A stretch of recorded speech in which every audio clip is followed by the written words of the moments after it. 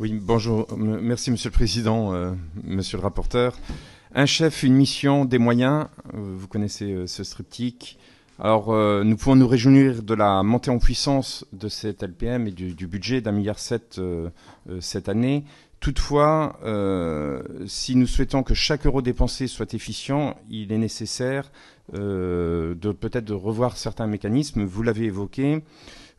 Pensez-vous qu'en ce moment, les bases de défense ont une juste proximité par rapport aux besoins des unités? Et ne croyez-vous pas qu'il serait nécessaire de donner plus de possibilités de prescription à nos chefs de corps? Je vous remercie. Jacques, là, je dois dire que c'est un des points que l'on a retrouvé d'une façon pérenne sur l'ensemble des entretiens que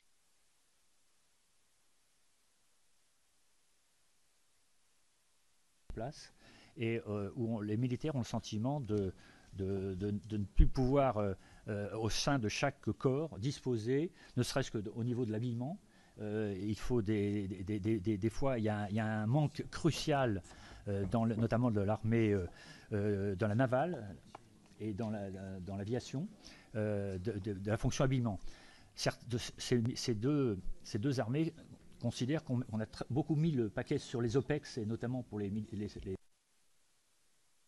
ils ont du mal même à trouver le moindre tenue sable quand ils se retrouvent parachutés sur le terrain. Voilà. En dehors, bien sûr, je dirais des compagnies de combat que vous connaissez bien, qui eux sont bien sûr, heureusement, fortement bien équipés. Donc, je crois que c'est quelque chose de très important, et c'est ce que je pointe dans l'avis que vous pourrez lire. Ça nécessite qu'on revienne sur cette notion, voire à marche arrière, sur ces externalisations des soutiens, pour que chaque chef de corps ait au plus près de sa localisation la possibilité de répondre aux besoins de ces armées.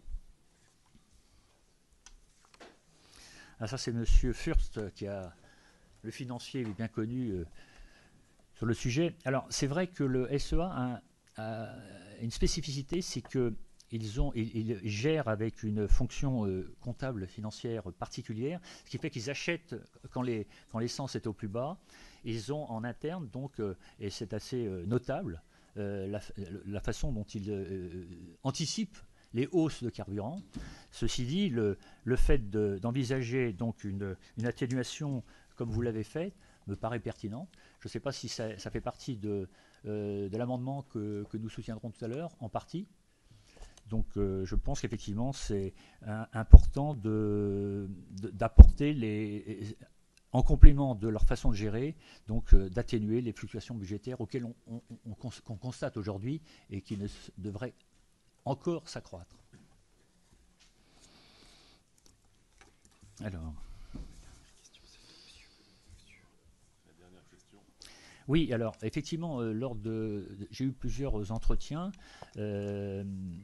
aussi bien avec M. Baudin qu'avec le patron du SSLT, et qui ont fait part d'un certain nombre de manquements, je dirais, c'est le mot, des pratiques qui ne relèvent pas toujours du code des marchés publics tel qu'on l'imagine, nous, dans nos collectivités, avec les rigueurs et le contrôle derrière du sous-préfet.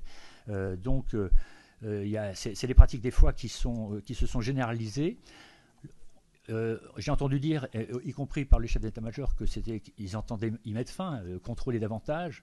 Et donc, dans mon avis budgétaire, vous pourrez le voir, il y a des exemples très précis qui méritent donc d'être pointés, et qui méritent aussi qu'on y mette fin, parce que c'est pas très sain, même si on peut imaginer une certaine rapidité ou une volonté non pas de contrecarrer ou de contourner la réglementation, mais d'être plus efficient dans certaines pratiques qui méritent, qui nous ont surpris. Voilà.